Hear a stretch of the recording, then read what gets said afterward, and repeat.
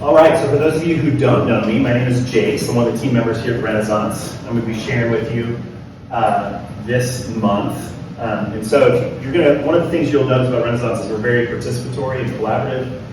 We have different people speak every month. So my job this month is to lower the bar. Christine and Jacob killed it the first 2 months, and so I'm going to bring it back down so that when we ask you to speak, you feel like, yeah, I can do it.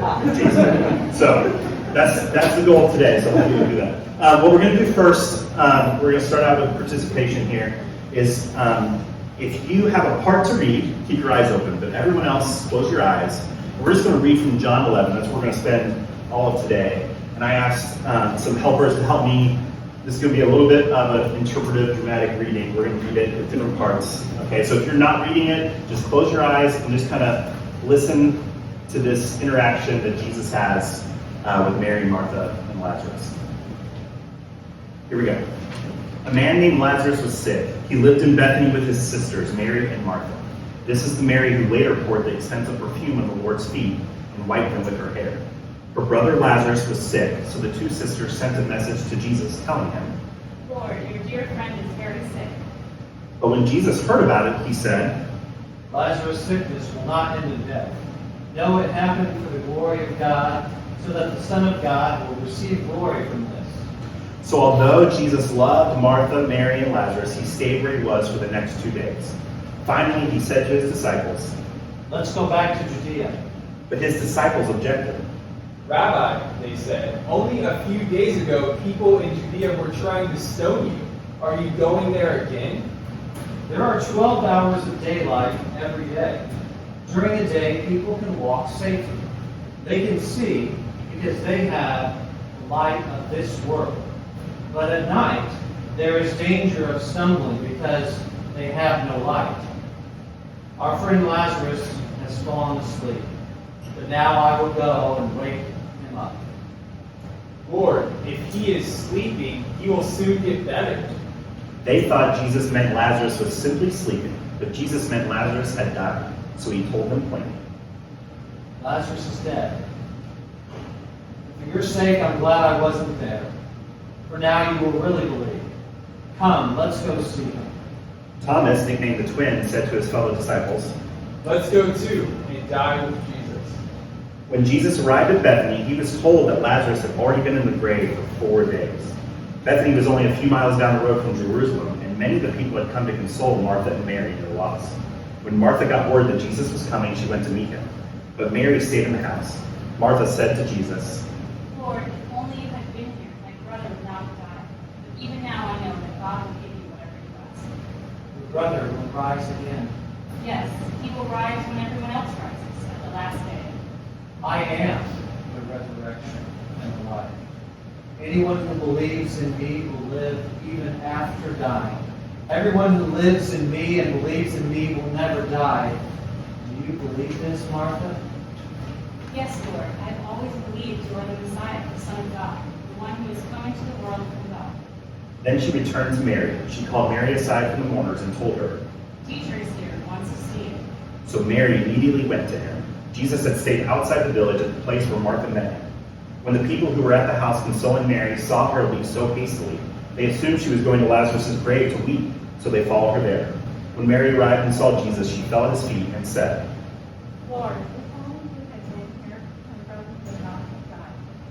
When Jesus saw her weeping and saw the other people wailing with her, a deep anger welled up within him.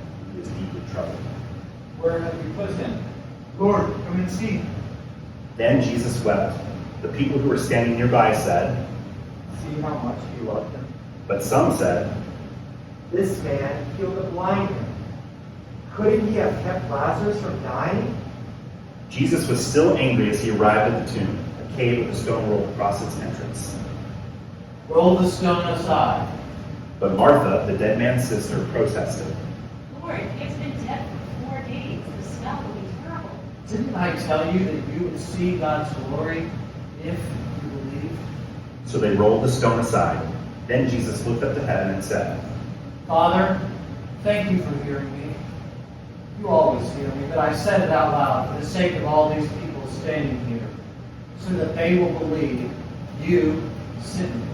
Then Jesus shouted, Lazarus, come out! and the dead man came out, his hands and feet bound in grave clothes, his face wrapped in a headcloth. Jesus told them, Unwrap him and let him go. okay, you can open your eyes now. So that is John 11. There's a lot. So month 1, a couple months ago, Jacob talked to us about Jesus' interaction with Nicodemus. And last month, Christine talked to us about Jesus' interaction with the Samaritan woman. And so this month, I'm going to attempt to attack the 3 of them. Jesus' interaction with Martha, Mary, and Lazarus. And we're going to look at it through the lens of what we can learn from those 3 for us personally, but we're also going to look and see what we can learn from Jesus and how he responds to each one of them. So we're going to start with Martha and Mary. And at this point, it says that Jesus loved them and they loved Jesus. We're going to get a little bit more context about, not this one, Luke 10. So we're going to get a little bit more context about who Martha and Mary are. And so we're going to read Luke 10 together. As Jesus and the disciples continued on their way to Jerusalem, they came to a certain village where a woman named Martha welcomed him into her home. Her sister Mary sat at the Lord's feet, listening to what he taught. But Martha was so distracted by the big dinner she was preparing, she came to Jesus and said, Lord, doesn't it seem unfair to you that my sister just sits here while I do all the work? Tell her to come and help me. But the Lord said to her, My dear Martha, you are worried and upset over all these details. There's only one thing worth being concerned about. Mary has discovered it, and it will not be taken away from her. So I wanted to add a little bit of context. This would have already happened by the time Mary and Martha are interacting with Jesus in John 11.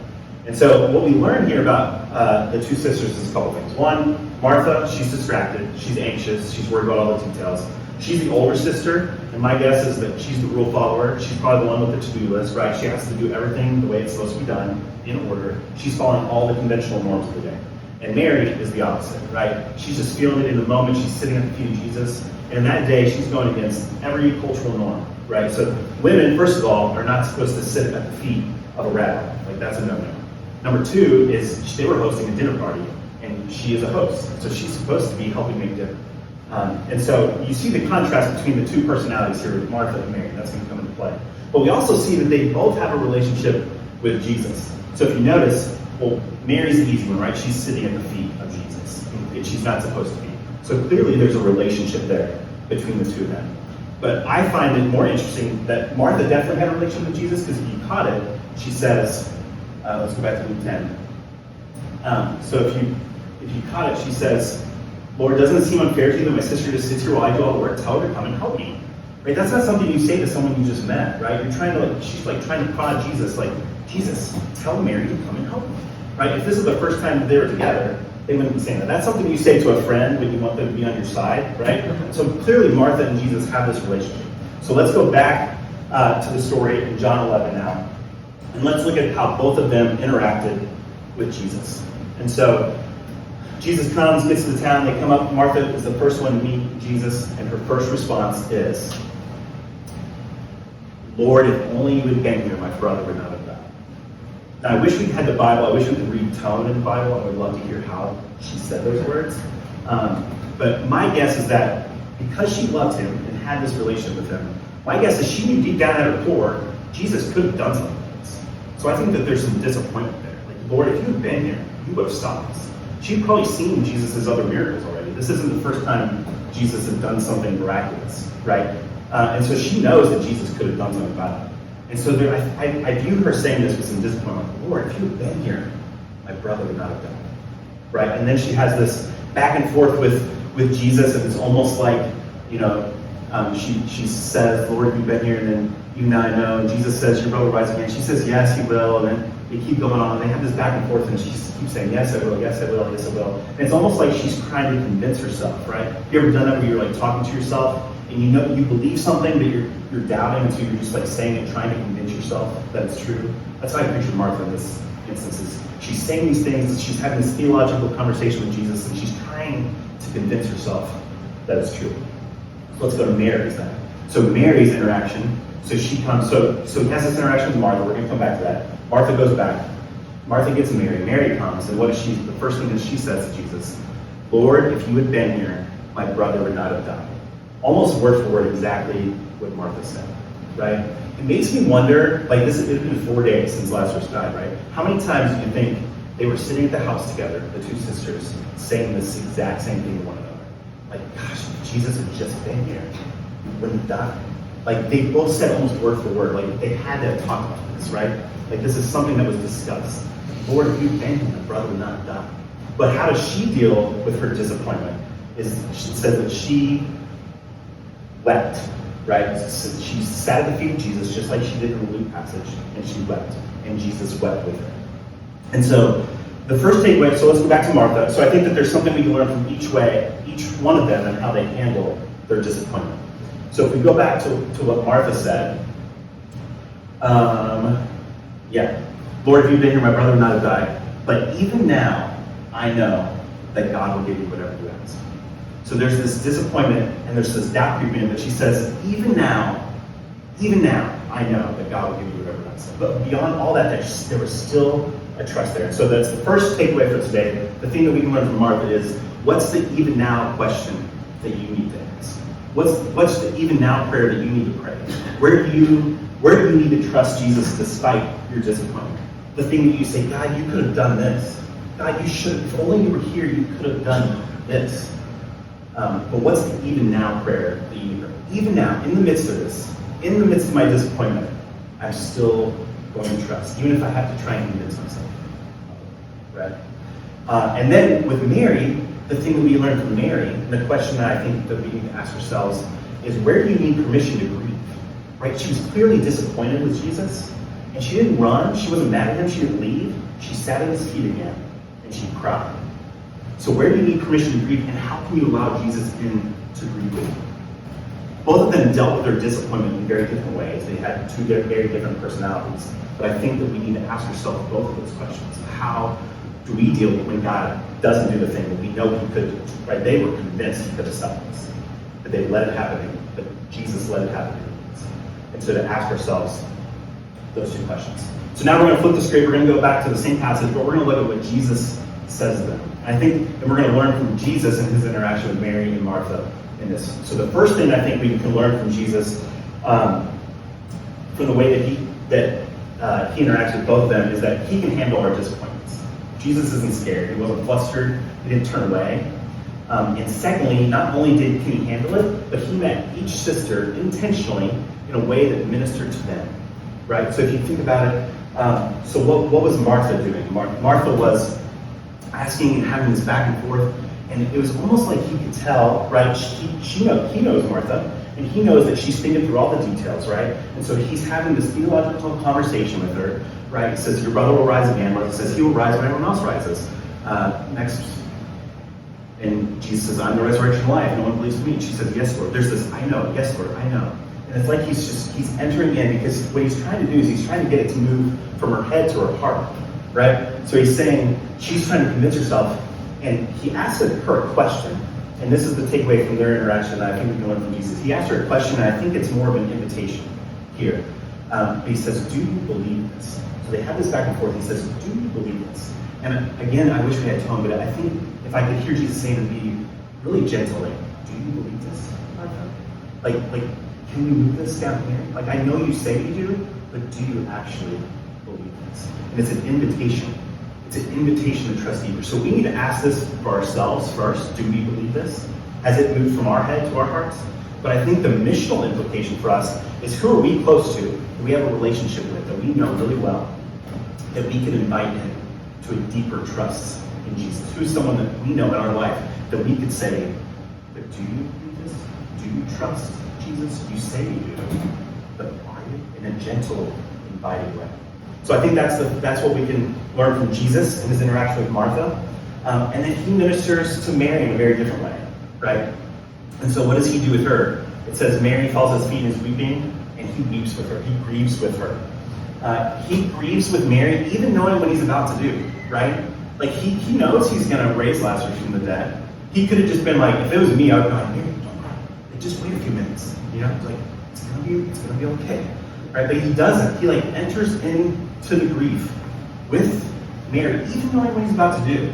And I think that alone should teach us that grief is not something we should run from, but it's something we should invite Jesus into.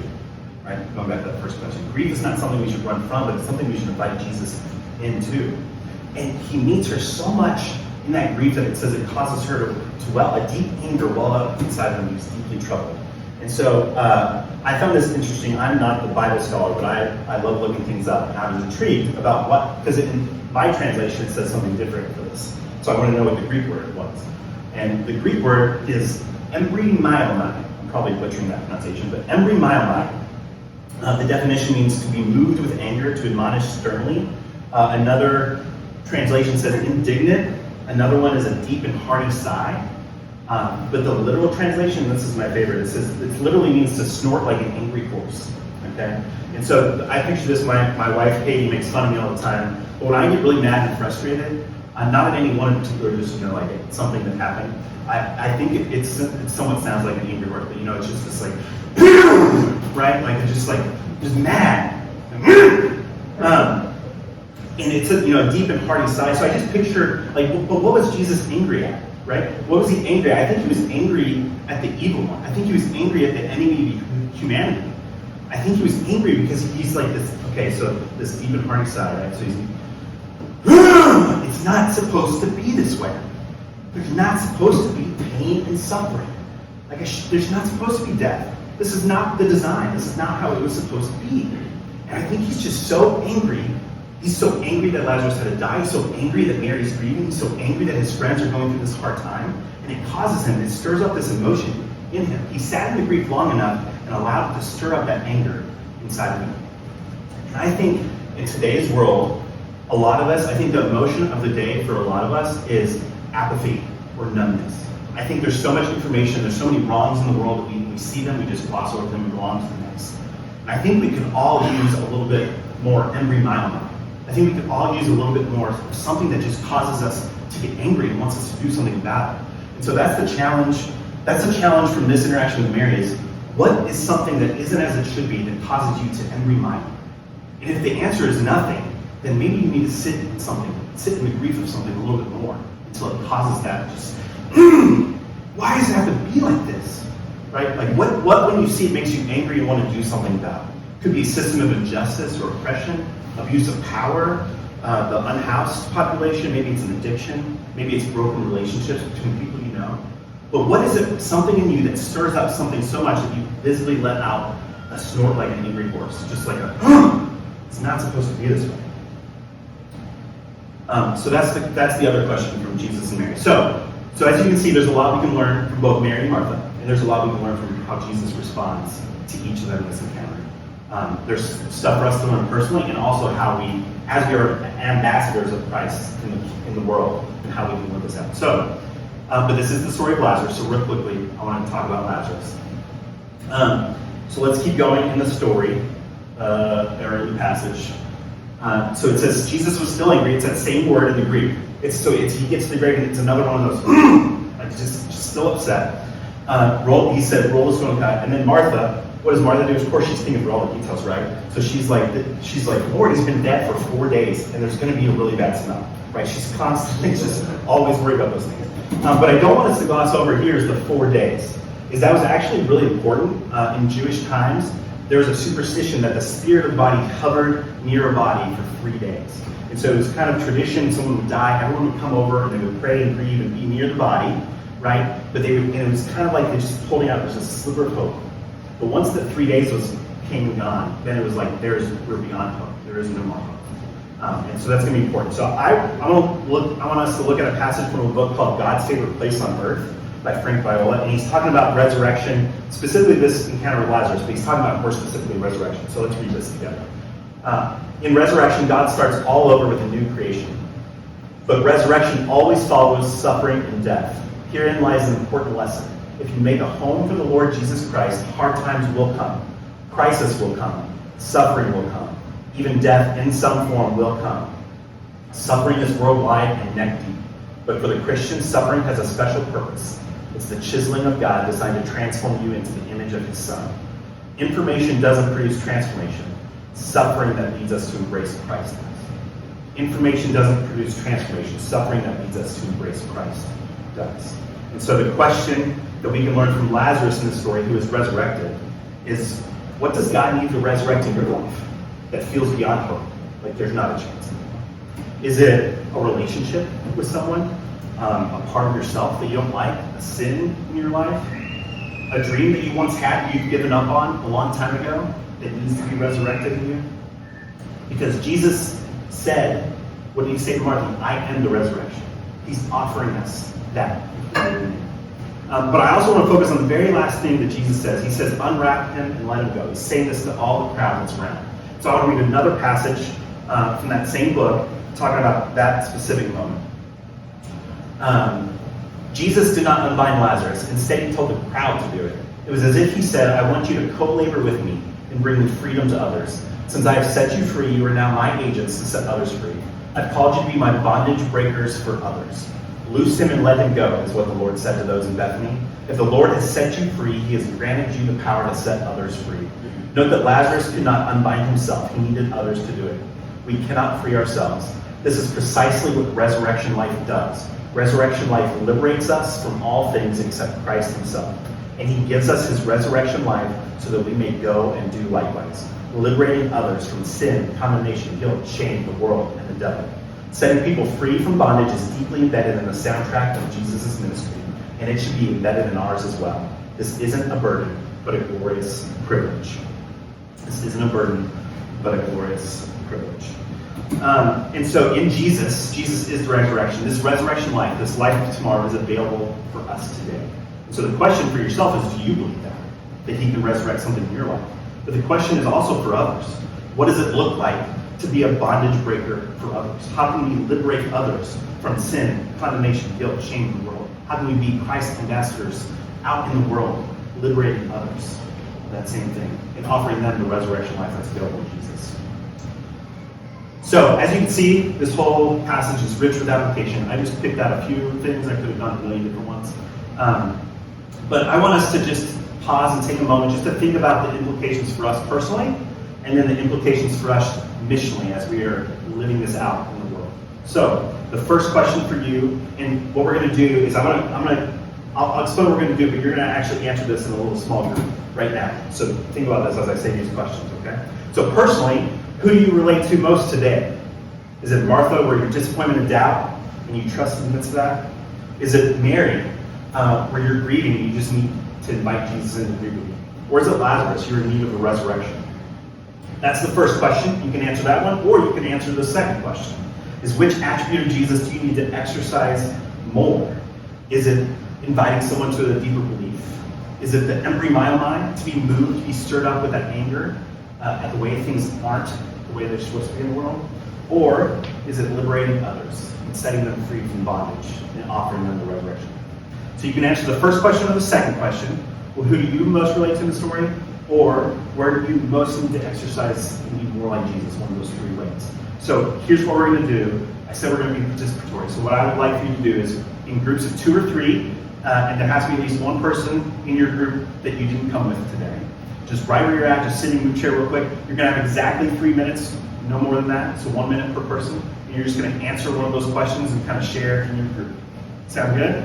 And Bartolo's going to flip-flop between the 2 questions. So you can, but you're only picking one. Only answer one of the questions. Okay? Either personally or missionally.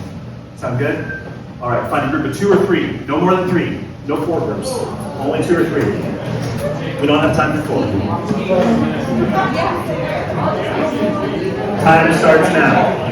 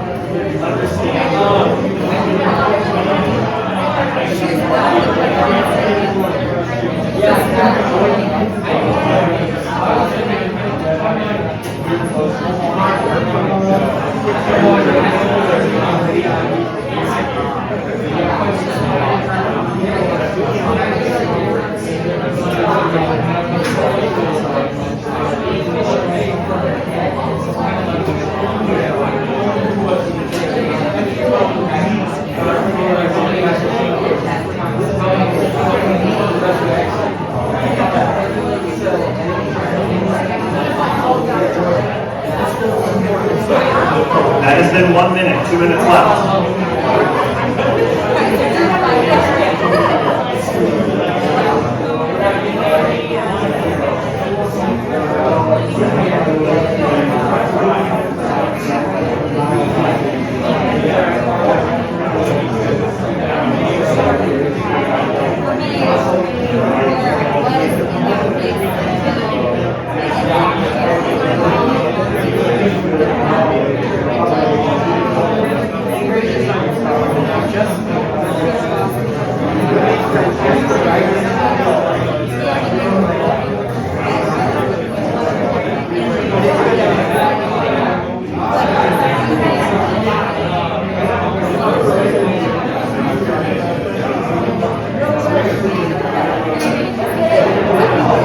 One minute left. 1 minute.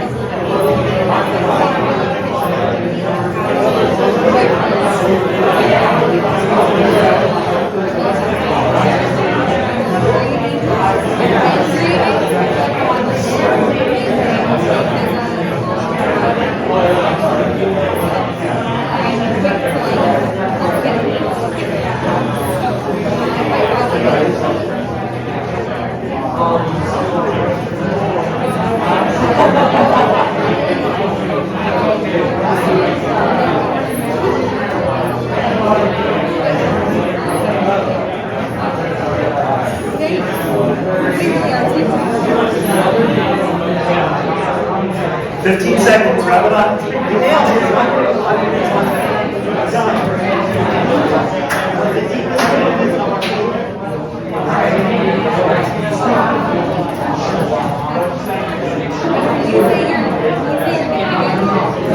All right, and it's time.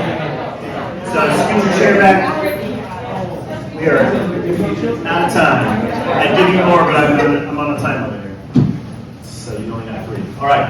So lastly, I just want to close. I don't want to talk about this passage and skip over the larger narrative that's going on throughout this story. So I just want to touch on that real briefly. Jesus starts off by saying in the beginning that Lazarus' sickness will not end in death, no, it happened for the glory of God, so that the Son of God will receive glory from this. And then he says, let's go back to Judea, and his disciples are like, do you remember just a couple of days ago they were trying to stone you? Are you really sure you want to go back to Judea? And I don't think it's Jesus replied, it's right after this, but Jesus says, but let us go. In another translation, it's nevertheless.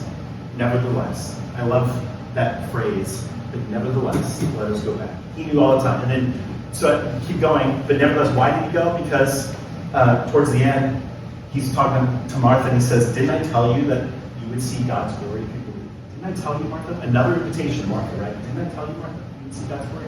And then he says, when he's praying for me, when he's praying, he says, Father, thank you. You always hear me, but I said it out loud for the sake of all these people standing here, so that they will believe you sent me. And so he went back to Judea knowing that this was likely going to be the thing that made everyone mad. I mean, in my Bible, the next section, I don't know about yours, but my next section of my Bible after this story, it says the plot to kill Jesus. Like, this was it. The religious leaders had enough. This was the last nail in the coffin, so to speak, for Jesus. Like, he knew going back that this was going to lead to his eventual death, because this was going to upset the religious leaders of the day. And nevertheless, he went anyways. And he did it. And why did he do it? He did it so that, for the sake of all these people saying it, so that they would believe that you sent him. That is why Jesus did everything that he did. And no one, I think what's interesting is no one saw it, right? The disciples didn't get it. They didn't understand what he was about to do. Martha didn't get it. Mary didn't get it. Lazarus didn't get it. The people standing around didn't get it. No one got it. The only person that knew the whole story before it happened was Jesus, right? And I think so many times the application from the story, and it's 100% true, is that God is at work and sometimes we can't see, right? Like, Jesus knew all along what was going to happen, and he entered in, and sometimes God's at work in our lives and we don't know it. We don't know the end result, right? Like Jesus tells us, and that is 100% true. But as I was going through the praying for this, I just want to, for a second, I know it's dangerous to do this, but put ourselves in the place of Jesus. And And I think sometimes, especially what we're trying to do in Renaissance with our micro churches and doing church a little bit differently and reaching out to others in the world, is that sometimes people just don't understand what it is that we're doing, right? And even people that love us, disciples, Martha, Mary, they didn't understand what Jesus was doing. They couldn't see the whole picture. And nevertheless, they went anyways. Why? To bring glory to God and so that others might believe. And I think that's my prayer for each of us, for each of our micro churches, that we would have that same spirit of nevertheless. I'm going to do this because God has called me to this. Because I want to bring him glory. Because I'm doing this so that others might believe.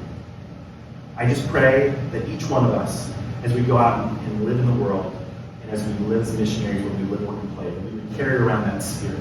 That even if people don't get us, even if we feel misunderstood sometimes, that we, just like Jesus, would stay connected to the Father and know exactly why it is that we're going back there. And have a mission so deeply embedded in us that we would be able to say nevertheless, so that others might believe, I'm going to go back. I'm going to do this thing.